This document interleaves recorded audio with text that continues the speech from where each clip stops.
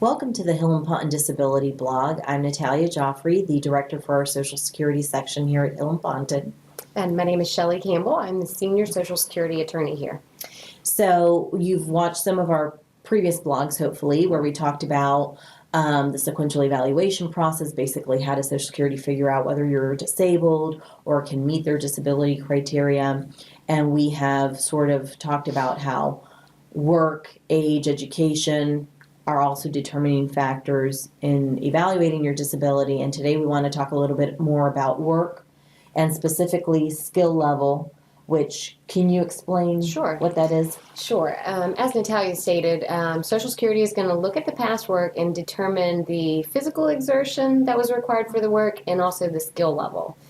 We already discussed the physical exertion, so the skill level is basically the amount of time that it takes a person to train to be able to acquire the skill set to perform the duties.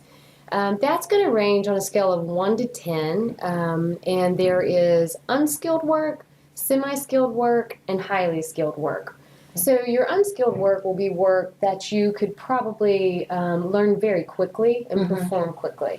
And then your more highly skilled work is going to be work where you have to have a lot of on-the-job training or formal education. Okay, so let's go back a little bit. Can you give some examples of like semi-skilled versus skilled? Sure. Like an unskilled work an unskilled work would probably be that of like a cleaner. Okay. Now, for semi-skilled, you would get into where if there are more responsibilities as far as like organization. So you could still have a housekeeper be a semi-skilled position, but it would be more duties involved.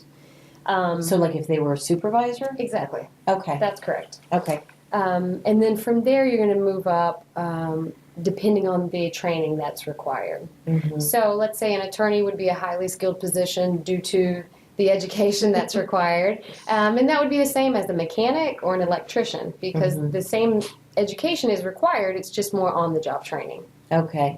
So you have, can you say them again? So unskilled, semi-skilled, and highly skilled. Okay, so just the three. That's correct. And so how does that affect how Social Security evaluates a claim? So if Social Security is looking at the claim and the person has performed, say, highly skilled work in the past, and they have some limitations that would prevent them from doing that, then in application, Social Security is going to have to determine whether or not they can do work of that skill level or whether they would have to do different level, different work depending on their limitations. Right. So if you're under age 55, and we'll kind of use that as the cutoff, pretty much as long as you can be retrained to do some other type of work, you're probably not going to be found disabled. Correct. That's a very general scope blanket statement, but kind of that. One of the most important things with the skill level, if an individual is over 55 and their past work has all been highly skilled work, Social Security is not allowed to say that they can perform other jobs that require less skill. Okay. Okay, so that is one time that performing more highly skilled work is beneficial. Oh, all right. So that can really, really help them. Definitely. All right, great. We're going to talk more about age, huge determining factor. Yes. Yeah. So we'll talk more about age in one of our other blogs and how that affects your disability or finding a person disabled.